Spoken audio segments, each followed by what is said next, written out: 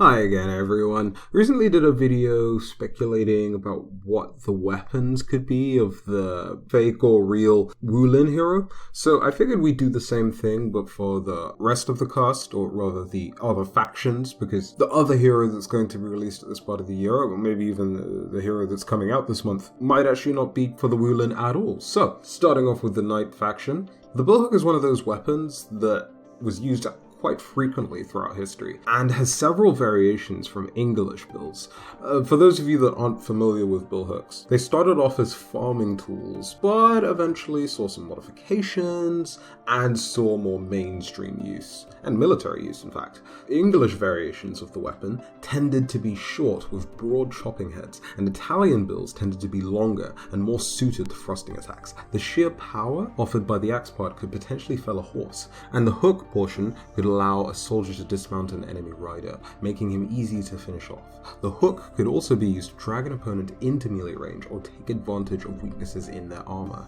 Bills saw usage for several years up until the 17th century and were a reliable weapon. There are plenty of variants of the weapon which don't all share the same strengths. Some bills didn't have the axe-like designs, others have foregone spikes on the opposite end, and the weapon giving less piercing or puncturing options, but some bills didn't have the axe-like designs. Others may have foregone spikes on the opposite end of the weapon, giving it less piercing or puncturing options. But there are several variants of bill heads, and all of its variants have some degree of versatility because the weapon usually combines a bunch of different edges and spikes and different things to get the job done, or jobs done. In For Honor, the weapon would likely have a bunch of unblockable options, with a lot of power behind them, and a lot of soft feinting options to help distinguish the hero from Lawbringer. They'd also have some dragging options in their attacks, and would be dedicated to opening up enemies, giving whatever tools necessary to make that happen, and also further distinguishing them from Lawbringer. Maybe even getting some power armor to help out with that, because, well, his weapon would seem fairly similar to Lawbringer's weapon. Of course, different weapons with different uses as well. Next potential knight hero, or weapon used by a potential knight hero, is Swordbreaker.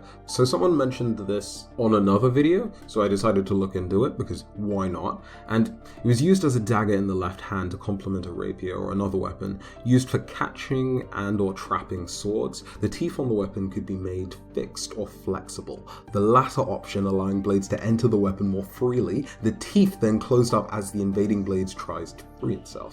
It gives a lot of control over the enemy with a trapped weapon, especially if dual wielding. Trouble is, if you miss your parry, you're left wide open, so it's a very risky weapon to use compared to more tried and true weapons. Also, this thing came about in a time where the rapier was a very prominent weapon used on the battlefield, and off of it as well.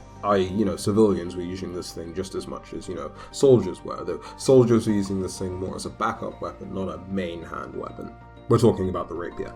There is also the question of, could you really catch a large weapon like, say, Highlander's Claymore or Shogoku's Kunobo? Well, definitely not, but hey, we're already way past the point of realism with this game, so I suppose that wouldn't necessarily matter too much.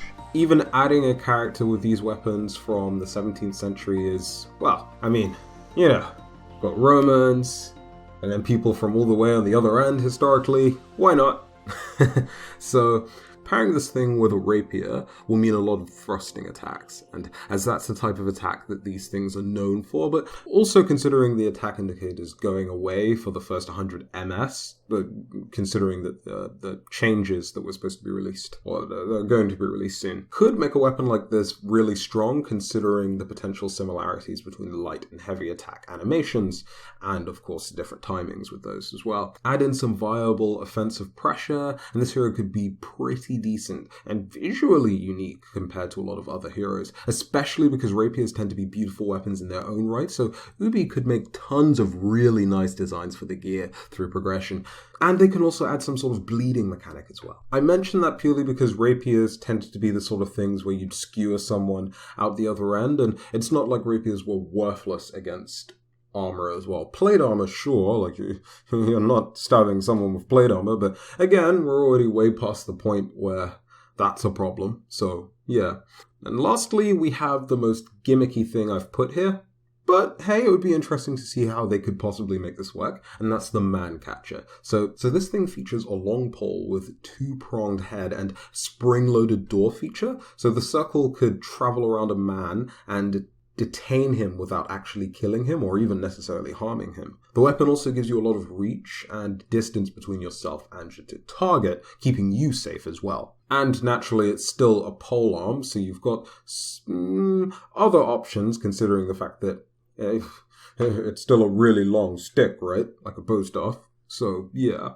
And can be used to, of course, immobilize someone. Can also be used to capture someone without harming them. So historically, right, you'd see nobles being captured with this thing so that they could be held for ransom, which of course would be useful because nobles tended to have money and holding them for ransom is potentially financially profitable. Risky, but And funnily enough, just like the billhook, it could also be used to dismount a horseman and then of course keep them trapped on the floor as well so that they really can't do all that much, making ganking potentially very dangerous for this weapon if it's ever included in For Honor. Of course, a lot of creativity would be needed with this weapon because naturally it's the sort of thing that would require a bunch of helpers, right? Even in real life, if you've got a bunch of guys with these things, then you can more easily detain a criminal. But in a 1v1 scenario, so like in a duel, right? Not necessarily the best weapon. So maybe Ubisoft could implement some sort of weapon switching feature for just one hero, and have that hero have that sort of gimmick. Or do something else with the weapon to maybe play around with its lethality to